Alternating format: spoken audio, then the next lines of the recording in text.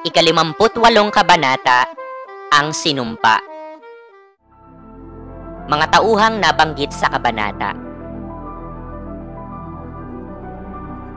Talasalitaan. Kariton, sasakyang may gulong at hinihila ng kalabaw o baka. Gapos, tali para pigilin o patahimikin ang isang tao. Pagkamuhi, matinding galit o puot. Pastol, tagapag-alaga ng tupa. Aligaga, natataranta. Pananaghoy, pananangis. Pang-aalipusta, panlalait. Nagmamasid-masid, tumitingin-tingin. Pagal na pagal, pagod na pagod. Ang mga pamilya ng mga bilanggo ay tuliro at balisa.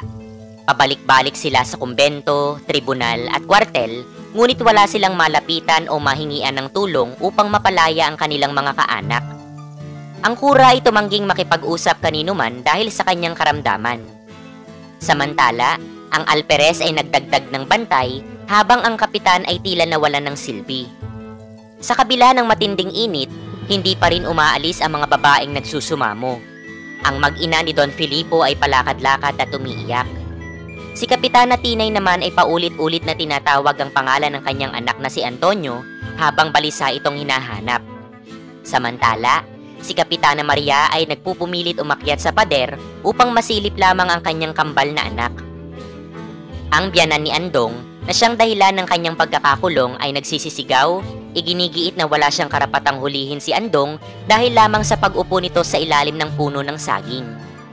Marami ang sinisisi si Crisostomo Ibarra sapagkat pinaniniwalaan nilang siya ang pasimuno ng kaguluhan.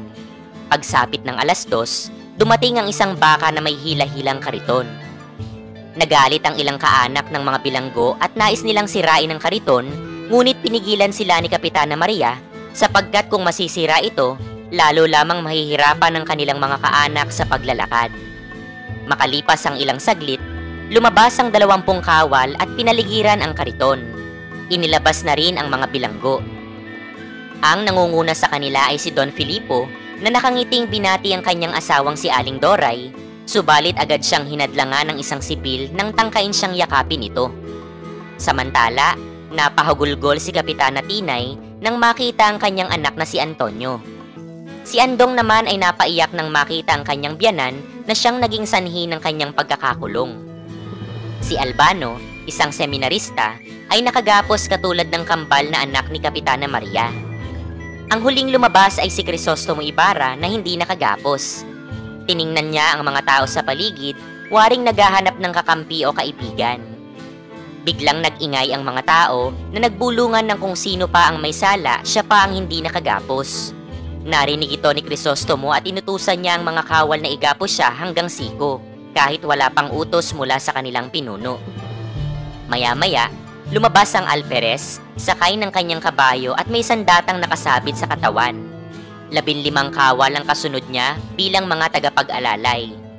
Walang sino man sa mga tao ang tumawag sa pangalan ni Crisostomo Ibarra.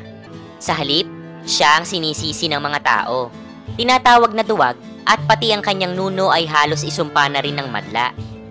Sa galit ng mga tao, tinawag nilang erehe si Crisostomo at iginiit na siya ay dapat bitayin. Nagsimulang pagbabatuhin si Crisostomo ng mga tao. Sa sandaling iyon, naalala niya ang kwento ni Elias tungkol sa isang babaeng nakakita ng ulong nasa bakol at nakabitin sa isang puno. Wala ni isa mang nagnais dumamay sa kanyang kalagayan. Maging si Kapitan Basilio ay pinagbawalan si Sinang na umiyak. Dahil dito, naramdaman ni Crisostomo ang mawalan ng kaibigan, tahanan, pag-ibig, inang bayan, at magandang kinabukasan. Samantala, mula sa isang mataas na lugar ay tahimik na nagmamasid si Piloso Potasio. Balot siya ng makapal na kumot at kitang-kita ang kanyang matinding pagod. Sinundan niya ng tingin ng karitong sinasakyan ng mga bilanggo. Matapos nito, nagpasya na siyang umuwi. Kinaumagahan, isang pastol ang nakakita sa kanya. Nakahandusay sa pintuan ng kanyang bahay, wala ng buhay.